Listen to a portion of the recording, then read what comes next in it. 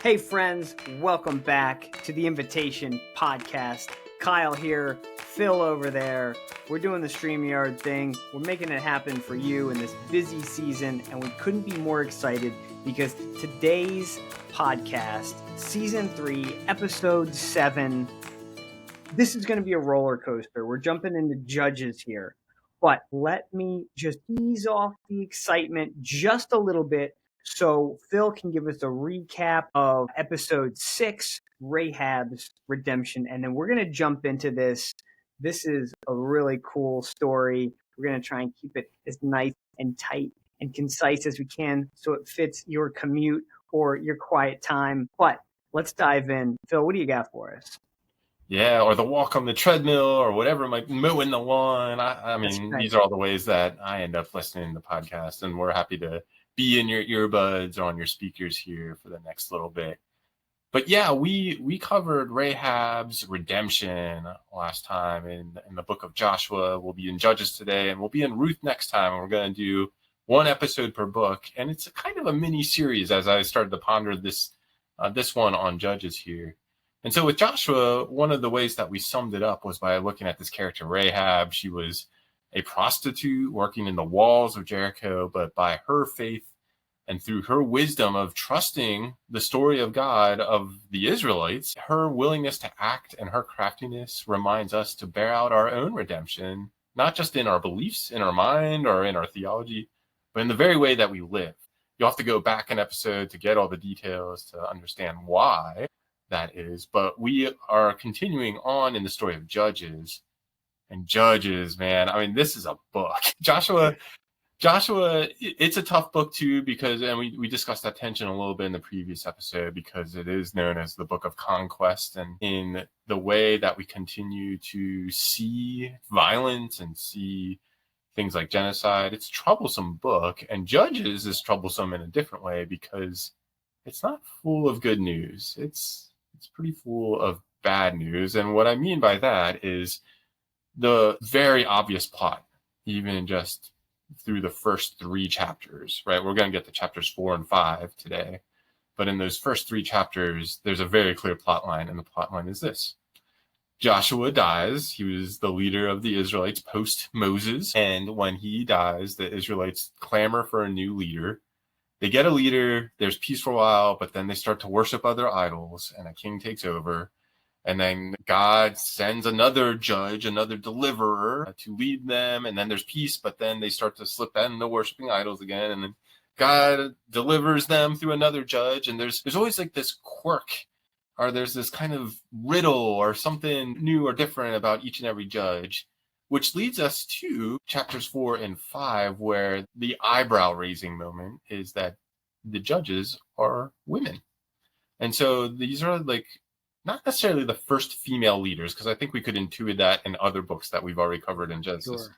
Exodus, Leviticus, Numbers, Deuteronomy. There's other moments of prominent female leadership.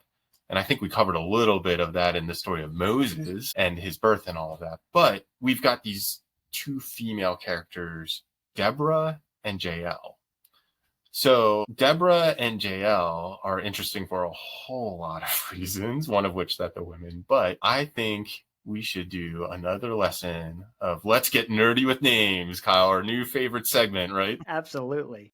Yes, let's get nerdy with names. So this is a segment of the show where we look into the Hebrew or the Greek and say, is there something here with these names?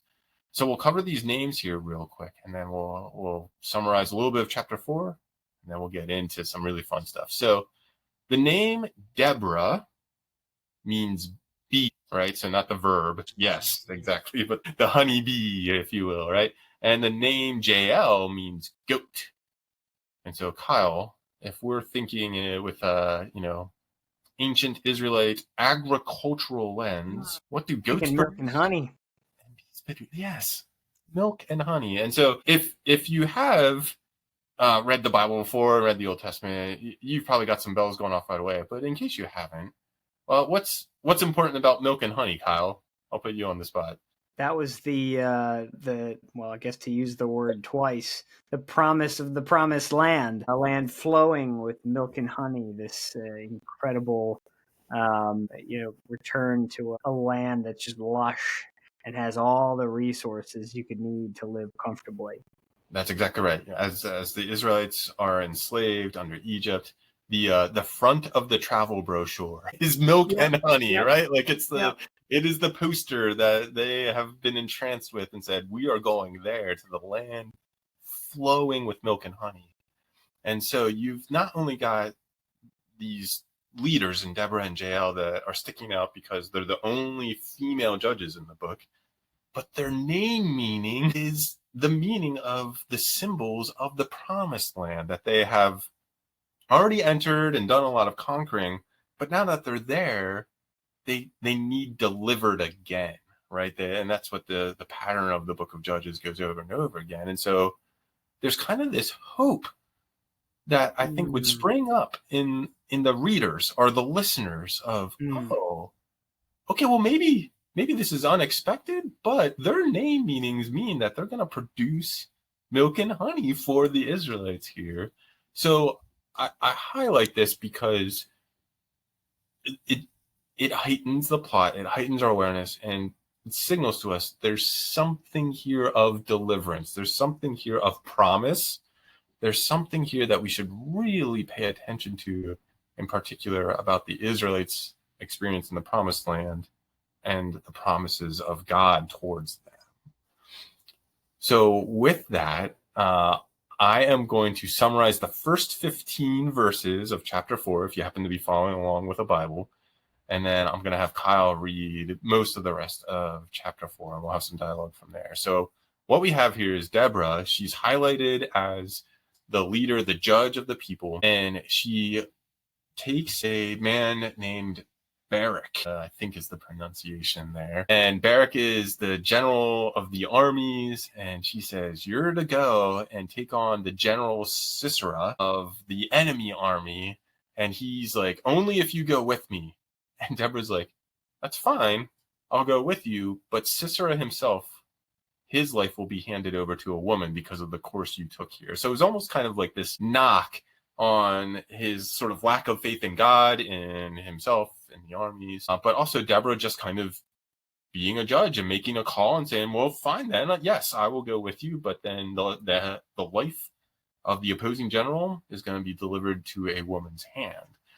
And so what happens then is that the battle ensues, and the Israelites just rout the enemy army, and Sisera himself goes on the run. And Kyle, would you read for us Judges 4:16 through 22 to pick up the plot from there? Absolutely. Barak pursued the chariots and army as far as Hareseth Haggayim, and all of Sisera's troops fell by the sword. Not a man was left. Sisera, meanwhile, fled on foot to the tent of Jael, the wife of Heber the Kenite, because there was an alliance between Jabin, king of Hazor, and the family of Heber the Kenite. Jael went out to meet Sisera and said to him, come, my lord, come right in. Don't be afraid. So he entered her tent, and she covered him with a blanket. I'm thirsty, he said. Please give me some water. She opened a skin of milk, gave him a drink, and covered him up. Stand in the doorway of the tent, he told her. If someone comes by and asks you, is anyone in there, say no. But Jael, Heber's wife, picked up a tent peg and a hammer and went quietly to him while he lay fast asleep, exhausted.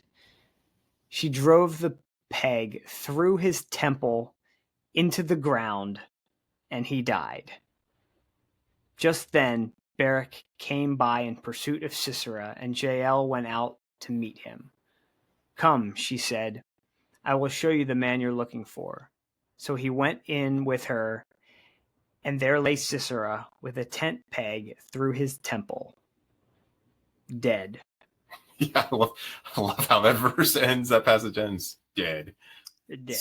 So incredibly intense. So Kyle, I've done a lot of talking. What's instant response to that, instant reaction to that? What are things that you notice in that passage? Yeah. So I like this version. Actually, the other version I read, it kind of didn't really make sense. But with this version, they make it clear, like he's like sleeping on the ground, and she took this tent peg like straight through homeboy's dome, lights out. And cool under pressure, right? Like, Right. here's this seasoned military leader on high alert, looking for traps, knows, he's wanted, and Jael just plays it cool and says, "Here, have a drink and a tent peg." Man, right? With a side of tent peg. Holy cow, right? Wild. It is wild. And yeah, everything you said is right on. Like she's cool under pressure, but she's kind of putting an act on, and she's also James Bond, and she's all right. She's got this.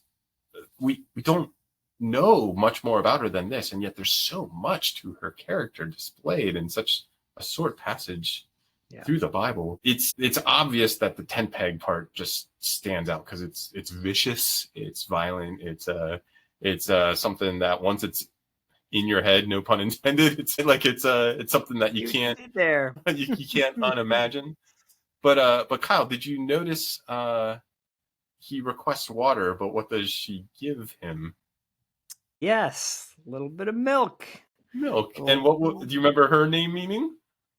She was the she was the goat, right? And so here's this that's part of the reason why we nerded out with names in that segment of the show earlier, is to say, oh wait, okay, I need to really pay attention here, because goat gave milk to Barak. To Sisera. These names really get me, right? To Sisera. And so it's like, this is the deliverance. This is the promise being fulfilled. The land full of milk and honey, and the milk is doing Israel a certain good here. And so it's like, okay, this is the deliverance. We should have the promised land. But once we get to chapter 6, verse 1, we find out, nope. Deborah dies, Jael passes away, and it's right back to turmoil and worship of other gods and other nations taking Israel over. And so it's this wild story that you're kind of set up. You're set up to think it's going to be impactful. There's even this clue with her getting him drunk on milk somehow, right? And I guess like a warm glass of milk before bed is still a remedy of I think it was like sour milk or something like that, which I'm sure there's some ancient beverage that I'm sure was delectable. Yeah, or maybe, and we'll get to that translation in the next chapter, right? And so like maybe it's kefir for you or something like that, yogurt, right? But the symbolism of the goat delivering Israel through an act of milk and honey, right? Like these female characters in this unexpected way are delivering on God's promises, kind of. And so as illustrative as it is towards the hope and the promises of God, it still doesn't quite work. But Deborah decides to sing a song about this battle in chapter 5, which will feed us a little bit more information and a little bit more conversation here that will cement this all into place anyway. But before we examine that, Kyle, I want to kind of reflect on this up and down, this cycle of hope and then hope deferred, right? Of victory, but then defeat. And this will come into play here this way, I think, for us and for the listeners, is that we don't do this on the national level that Israel was doing this in the book of Judges. But Kyle, can you think of any cycles or patterns in our everyday life where we try and take the promised land by our own strength, or by our own repetitive cycles of trying to achieve God's promises through our own success, through our own accomplishments? While you're pondering that, I'll give my example. So for me, I'm a people pleaser. It's a confession time, right? So one of the ways that I just assume that the work of God is going to come through is by making people around me happy. And in a certain sense, that desire of mine, and even to a certain degree, that strength of mine of serving others and trying to help them and trying to please them and make them happy, it works very well at times. But there are some aspect of God's kingdom and there are some aspects of ministry. My role, my job is as a supervisor. So my work as a supervisor doesn't always call for people pleasing. And so to actually live into the promises of God or the work of the Holy Spirit in my life and in other people's lives, I'll sometimes just try and bypass that by being funny or by telling stories or easing my way through a conversation and then avoiding the really hard stuff. And I can't tell you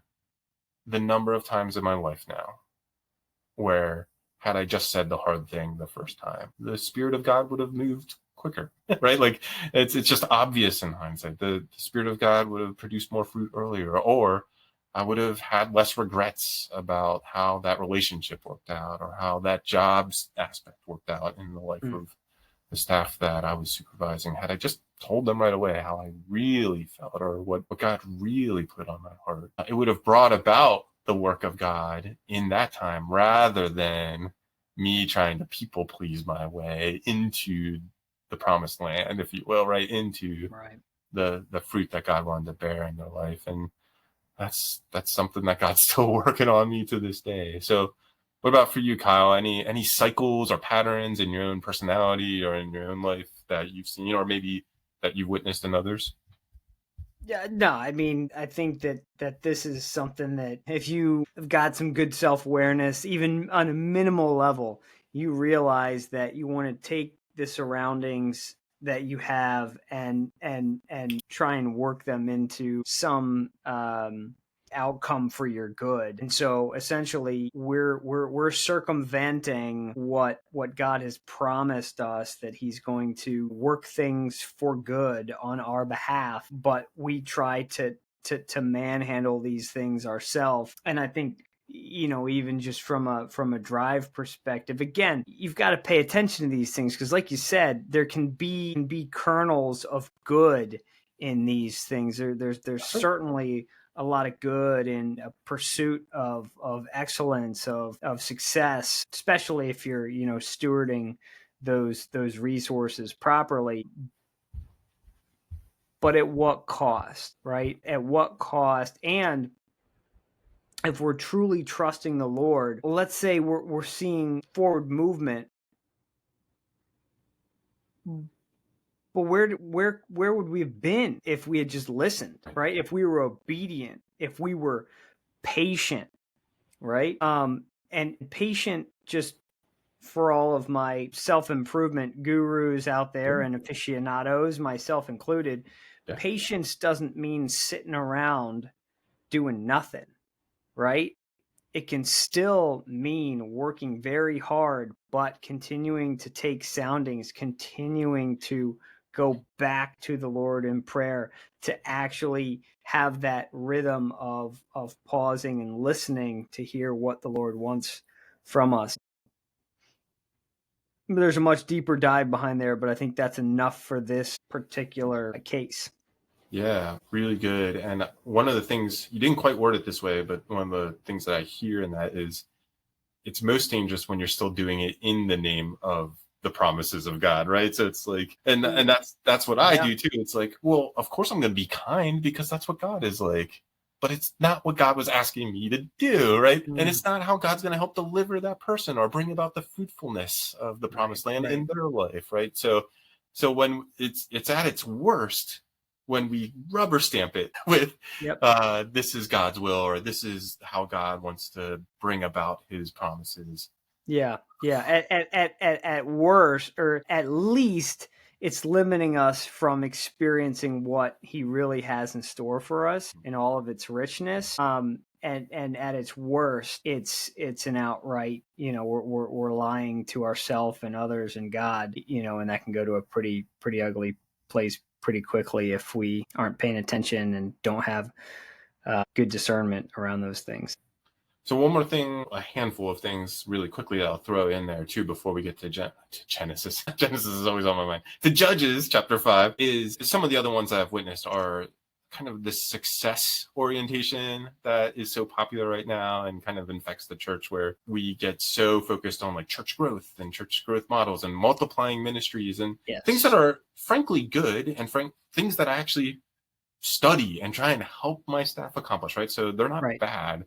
But when they become our God, Yeah, when the metrics become the goal versus the fruit, that's the trip up. Yeah, I mean, I did 9 years of ministry on campus at the local university here. You were part of that at one point, and my first 3 years or so bore a ton of fruit. I mean, just numbers, but also depth of relationship and testimonies and things like that. My middle 3 years were dry. I mean, just one person in my Sunday school class for a year and a half.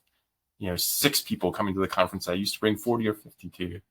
And then the final 3 years kind of rebounded. And it's sometimes it's a conversation I need to have with folks where I'm like, you're forgetting those middle 3 years, like when they come back and like, oh, you had it easy. I'm like, didn't. But when we count on success, when we count on outcomes, like you used that word earlier, it can get us hooked. We can get hooked on a feeling there and think that that's somehow going to be what delivers us.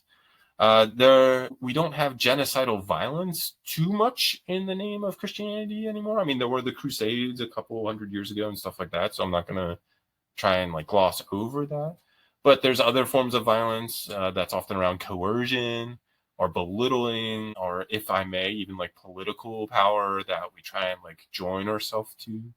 That might produce some success, right? Like we might see someone like give the life to Christ through this kind of coercive, fear-laden messaging of the gospel, or this kind of strong arming, like if you don't do this and you die in a car accident tonight, do you know where you're going? Like that's a form of violence. I'm just going to throw it out there, right? It's a form of violence that we use over people to try and get them to believe something so that we bear fruit. It's a notch in our belt that they came to know the Lord, and it's not truly going to bear good fruit in them long term, even if it forces a decision or something, right? So we don't struggle with the levels of violence that are portrayed in Judges or in the Crusades of past, but gosh, we still struggle with violence in a lot of ways.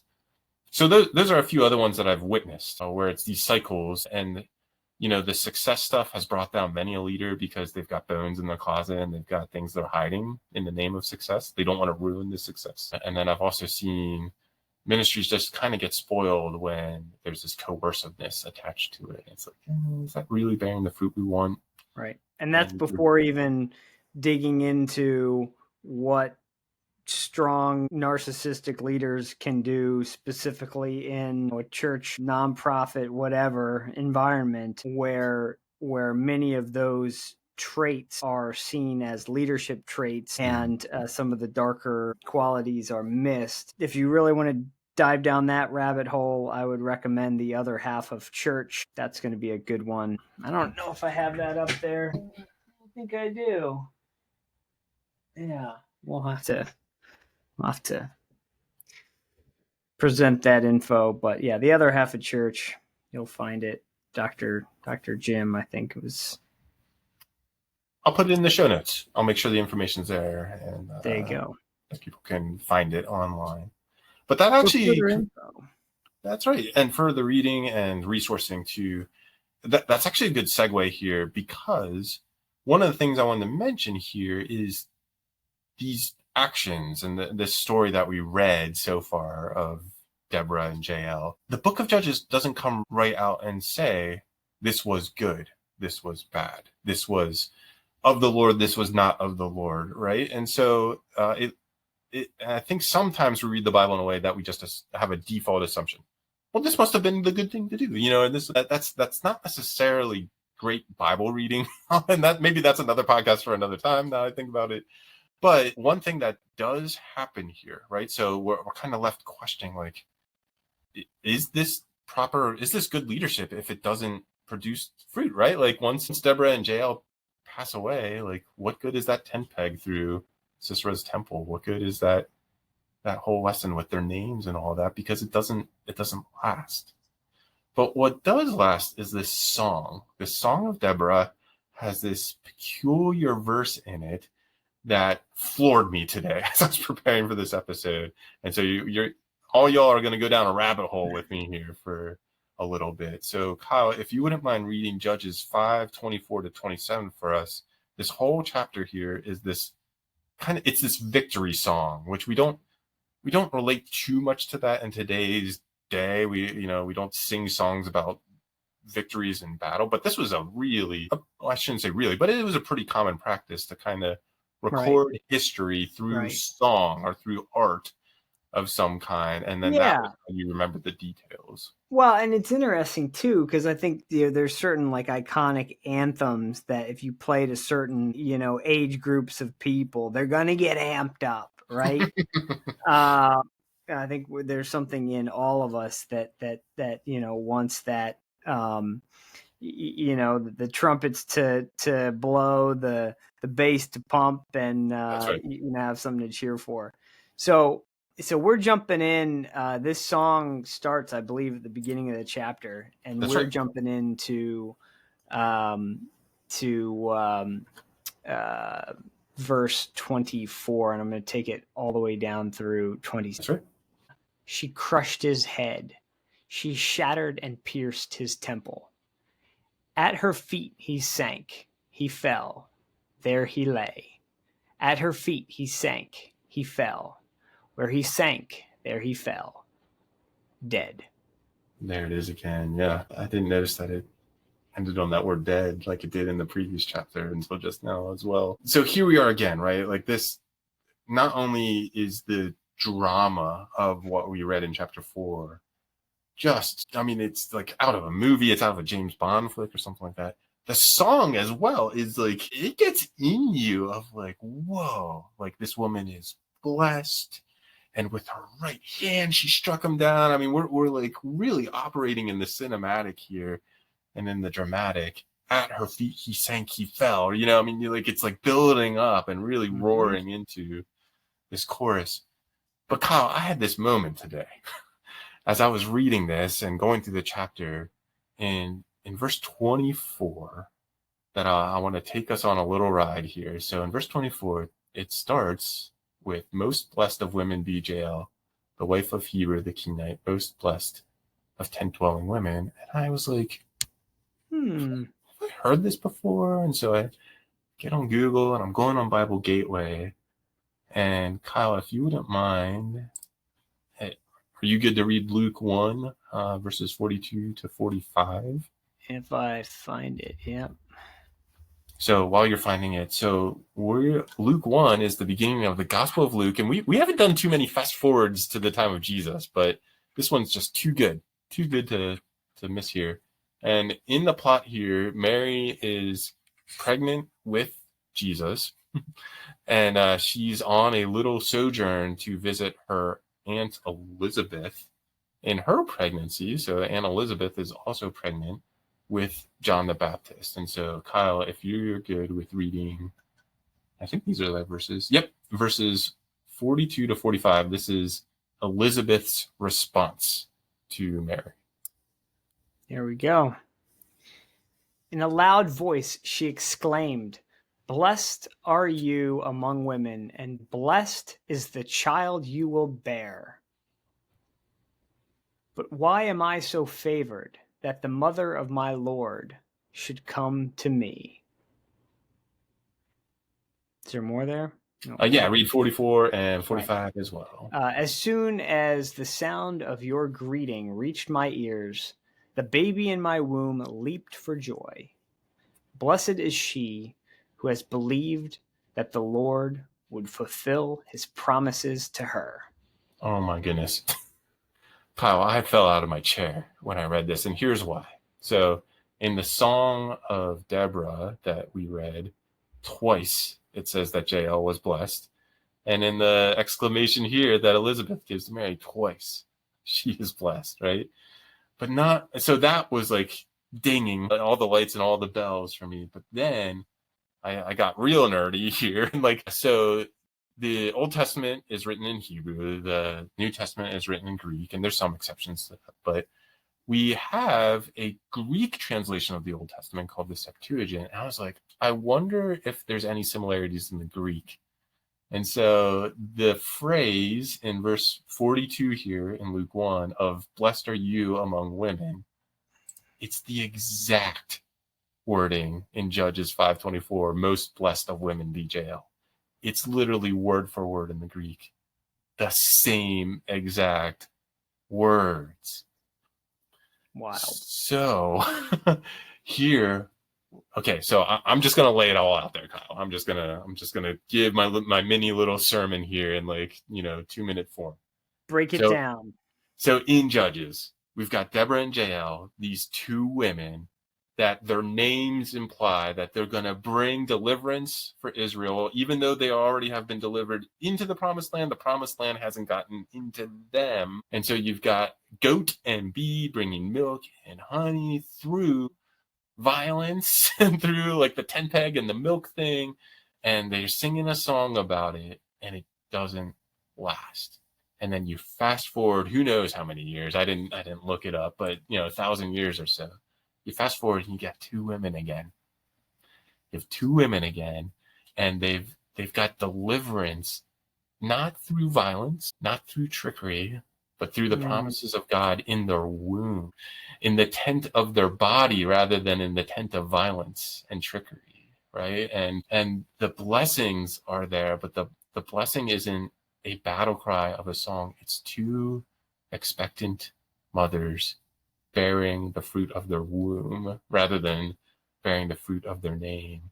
And wouldn't you know it, one of those babies' names is Jesus, which is actually Joshua, right? So even this reflection on this very time period of conquest and inheritance and all that, the initial leader of all this was Joshua, and now you've got Yeshua, you've got Jesus in one of those wombs.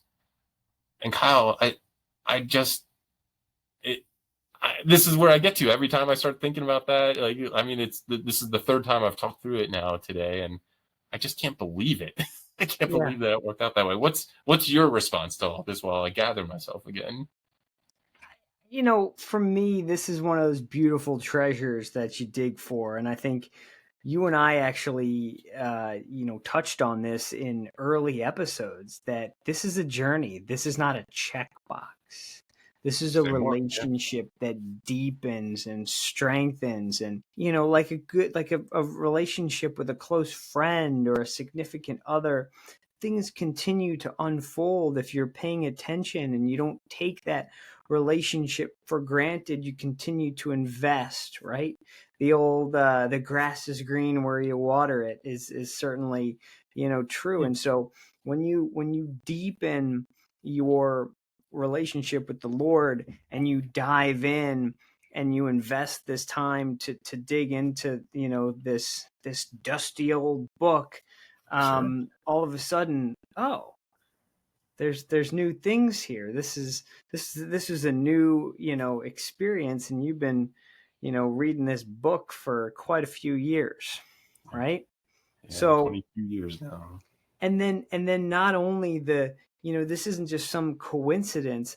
This is a beautiful reminder of something that is woven together through significant periods of time, and shows you not only this beautiful illustration, but also how everything that we do through our own human efforts are not enough to ultimately get the job done. That's right. Jesus has to come. God has to come into the form of man and bring finality to this through becoming the perfect sacrifice. So this mirror of, well, hey, this is really wild, but it produced a little bit of fruit, but ultimately no, things went back, versus the story of Jesus that gives us the boldness to walk in victory. Yeah, that's really well said, and hopefully the listeners are really encouraged by the long haul of this journey with Jesus, this journey with the Holy Spirit, this journey with the book, the scriptures, and to keep going at, because these little gems are in there all over the place. And what it does for me, Kyle, in particular, is it helped me realize that what the Holy Spirit was doing through Luke and what he was doing through Mary and Elizabeth was trying to get us to become aware that this idea that we can sort of take hold of the outcomes, like you were saying earlier, and make them into something that is godly, it's just going to fail us. It's just going to keep us in this cycle of ups and downs, of hope and hope deferred, and even like trap us into tempting to be violent and coercive to come away with our own means and our own outcomes. And instead, what's important here in this story is that the deliverance comes through promises, and promises being fulfilled, and God doing the work, right? Especially in Mary's case with the virgin birth. And so, a question for us before we head to the finale of this episode is, what are some examples of this in our lives where instead of, we talked about the patterns earlier, the patterns that we fall into, the cycles we fall into. What are some ways that you and I can focus on, and the listener can focus on, the promises of God being formed in us and around us, rather than caving to our own patterns and our own sin patterns and all that? Do you want me to go first, or would you like to go first? Yeah, I'll take a quick stab at it here. So I think even just to kind of undergird this and take it out of a spiritual context into just a very simple framework of just a secular framework here is this. We have to understand that we have the power to change situations starting from in here. Right? I love the analogy of not walking through life as a thermometer, but instead being a thermostat. If we don't like the temperature of the room, we can change it, right? And so there's this idea that we can point all the fingers, but that's not going to help. Ultimately, we need to look at the things that we can control. And so to even get to that, we need to focus on the ability to be still for long enough to respond and not react, right? We need to create that stopgap so that instead of us coming out, we get the Lord coming out, right? And so I could go down the long rabbit hole of brain science and how you actually need to strengthen that because our natural inclination is to override. But I think that exercise sets up some of your next points for what we do with that from within in the context of this specific example. Yeah. And what I hear you saying is, we can't just walk into a room and just say the temperature is going to be changed because I'm in here. I hear you saying, because of being on the same wavelength as God and trusting in Him and His character, His promises, the fruit of His Spirit. If you want to look at Galatians 5 and view this through that lens, is I can change the temperature of this room because I'm so confident that God's already here and He's at work in me. He's knocking on the door of each one of the hearts in this room. And I can be an agent. I can be a positive form of Jael in this room without killing anyone with a tent peg and poisoning them with milk or whatever. But I can change the atmosphere because my God has changed me. And so for me, one of the working outs of that, and I've exposed this about myself before on this show, is just my anxiety. I have this hum of anxiety in my heart that I've been in therapy for. I've tried medications for. I've had accountability and conversations about. And what I'm starting to realize is it's just going to have to actually come down to trusting in God to deliver me of it.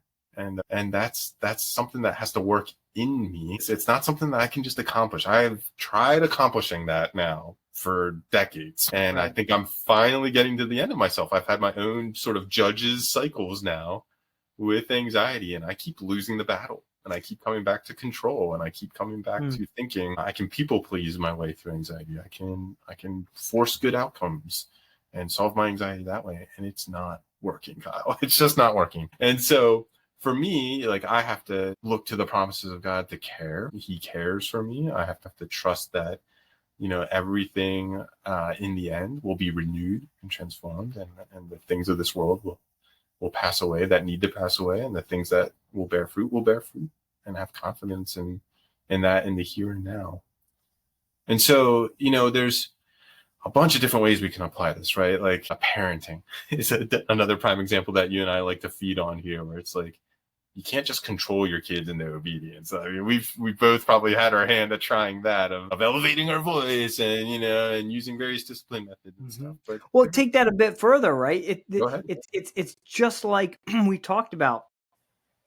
You may get short-term compliance. Yep. But at what cost? That's right. Is your child then going to have dysregulation down the road because you didn't play the long game? And again, what happens when we take these things into our own hands and force a certain outcome without counting the true cost of what that does, or truly examining, right? Like, why does my kid need to be so quiet? Is that because they need to be quiet, or is that because I'm not comfortable in myself having kids be kids, or insert a myriad of other issues or lenses? But that's a good reminder. And if you're a parent listening to this, or if you hope to have kids and what Kyle just said feels daunting to you, well, good, because that's the exact point. Is parenting is completely daunting, and it forces us to rely on God on I don't want to say a better level or anything like that, but just like on a different level. It requires God, and we can fight against that. We can fight against that with our own expectations. We can fight against that with our own parenting styles, our own personalities. So the point is not necessarily like, parenting or whatever, or, I was, like I said earlier, we can do this with ministry outcomes too. We can force growth to happen and be all about that and champion certain things that God just isn't in. Man, so like there's all sorts of ways this plays out, but we need to learn that it's God who delivers. It's God that bears the fruit in us, and to keep at it, like you were saying, right? There's still plenty of good things to do in our patience, right? The paradox there, but it really is a trust in God and his promises that will accomplish the work. And so to that end, I've got one final example in all of this that just really stands out to me, that I don't know if there's a whole lot of practical on, but gosh, it floored me as well when the Holy Spirit brought it to my mind today. And so I'm going to call this, okay, so get this. Okay, so get this, in this contrast between what we read in Judges and what we read and intuit with the rest of the book of Luke is, so we have Deborah and Jael tried to deliver Israel by piercing the head of the king of an evil nation in her tent. But Jesus, the true king of the universe, lets himself be pierced in the head by a mocking crown of thorns, and his death and resurrection delivers us, truly delivers us from our sin, and grants us the Holy Spirit into the tent of our bodies. And when that struck me today, I just got up. I got up from the computer, took a walk around the house, grabbed my coffee, and just sat with that for a little bit to recognize not only is the Bible wild, but God himself just really wants us to get this message, right? To get this message that we can't take the kingdom of God into our own hands and accomplish it by our own means. He doesn't want us to accomplish what he wants to freely give to us as a gift.